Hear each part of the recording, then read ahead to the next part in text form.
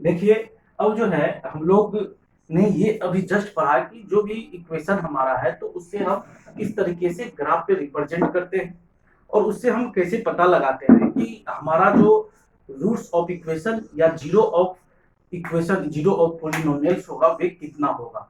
तो अब देखिए, इसमें जो है हमारा क्या होगा, इसमें जो है हमें कुछ बातों को ध्यान रखना है। सबसे पहले है कि एक polynomial p x of degree n, the group of weight equal to p x intersect x axis at most n point. कहने का मतलब ये है कि जब हमारा डिग्री ऑफ पोलिनोमियल जितना होगा तो हमारा जो रूट भी होगा वे उतना ही होगा। तो सबसे पहले एक बात और समझना है कि number of zero of p x equal to number of points at which graph of p x intersect x axis.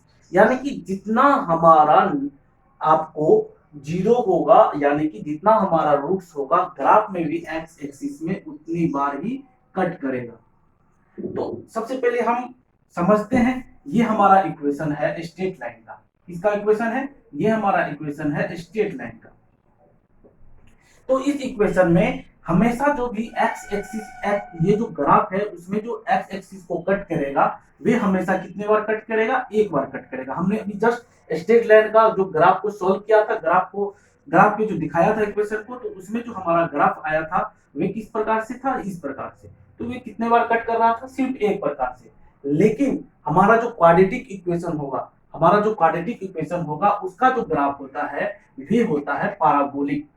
इसका ग्राफ होता है पाराबोलिक। पाराबोलिक कहने का मतलब ये यू की तरह। तो ये जो यू है यही पाराबोलिक का आपका ग्राफ है। तो इसके जब हम इस पे डिनोट करेंगे तो देखिए वे किस प्रकार से हो सकता है। एक बार या तो इस तरह से हो, या आपका ये जो ग्राफ है इस तरह से भी हो सकता है, या आपका ग्राफ जो है इस प्रकार से भी हो सकता है। तो देखिए इन तीन ग्राफ में एक कंक्लूजन निकल रहा है। वे कंक्लूजन ये है कि हमारा जो ये ग्राफ है वे मैक्सिमम दो जगहों पे कट कर रहा है। ये जो मैक्सिमम जो कट कर रहा है वे दो पॉइंट पे कट कर रहा है। इसमें भी आप देख रहे हैं और इसमें भी देखिए, ये जो ग्राफ है हमारा दो जगह पे कट कर रहा है। ग्राफ आपका ये भी तो सही है, यानी कि पाराबोलिक का या क्वाड्रेटिक इक्वेशन का ये भी ग्राफ तो सही है।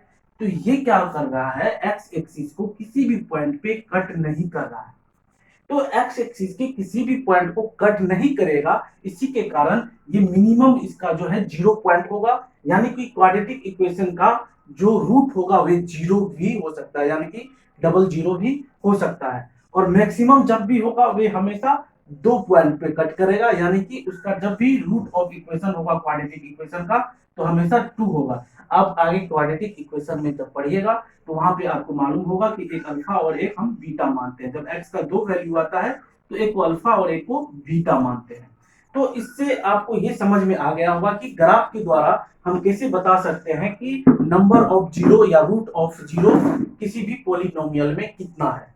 तो चलिए इसको जल्दी से आप नोट कर लीजिए, उसके बाद हम लोग तुरंत एक एक्सरसाइज करने जा रहे हैं।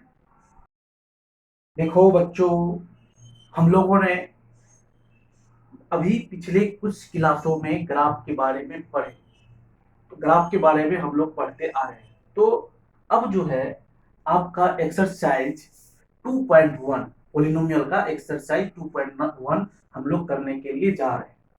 तो सबसे पहले इसमें जो क्वेश्चन है उससे हम पढ़ के इस क्वेश्चन को सॉल्व करेंगे। सबसे पहले क्वेश्चन क्या है? The graphs of y equal to p x are given in figure 2.10 below.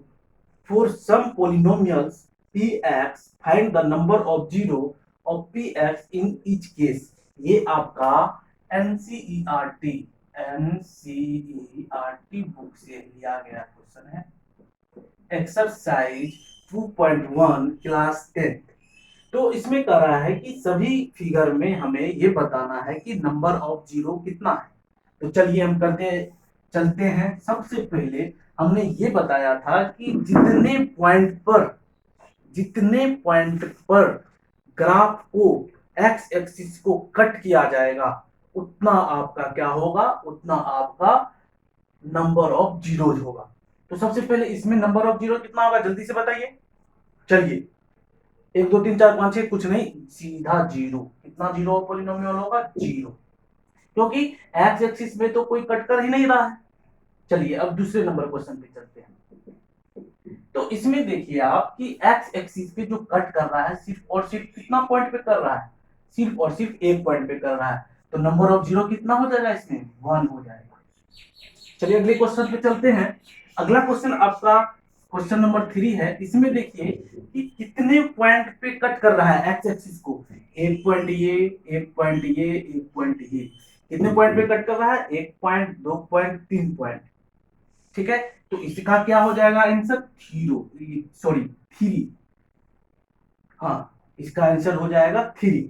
इसमें कितना नंबर ऑफ जीरो हो जाएगा? 3 नंबर ऑफ जीरो हो जाएगा। इसमें चलते हैं। तो देखिए एक यहां कट कर रहा है और एक यहां कट कर रहा है, तो इसका आंसर आपका कितना हो जाएगा? 2। कितना हो जाएगा? 2। अब इसमें चलिए, इसमें एक पॉइंट पे यहां कट कर रहा है, एक पॉइंट पे यहां कट कर रहा है एक्स एक्सिस को, फिर यहां कट कर रहा है और फिर यहां कट कर रहा है।